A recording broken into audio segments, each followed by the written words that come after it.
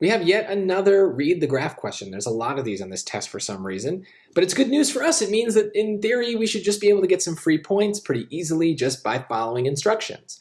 So in this case, yes, these are lines, but that almost doesn't matter. We're really just being asked for a specific thing. Give them what they want. So we're asked how much more did Ian deposit each week than Jeremy? So we're looking at the change, right? So each week is kind of a way of talking about slope. So for Ian, it's actually really easy to tell how much he's depositing each week because look at all the points. They're all kind of like on the boxes. So it's easy to count like what's the difference, right? So each week, every time we move over one on the x-axis, he's going up 100, right? So for Ian, he's going up $100 per week. That's how he goes from 100 to 800 in 7 weeks.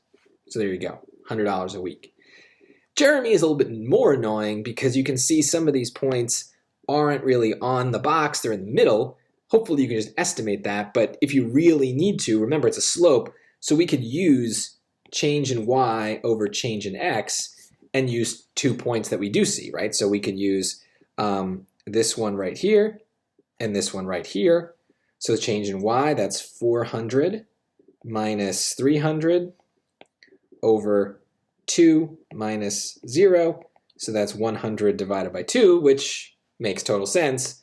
The change there is 50. So Jeremy's slope, Jeremy's change per week is $50. So what's the difference between them? How much more did Ian deposit than Jeremy? Well, 100 minus 50 is 50. Choice C. So yeah, it's about slopes, it's about lines, but honestly, this is one where you're kind of just looking at the numbers and doing subtraction. So don't overthink it. We aren't quite into the medium or hard questions yet. This is still in the easy section. The first 10 are supposed to be pretty easy. So just kind of trust the difficulty, follow instructions, and you should be fine.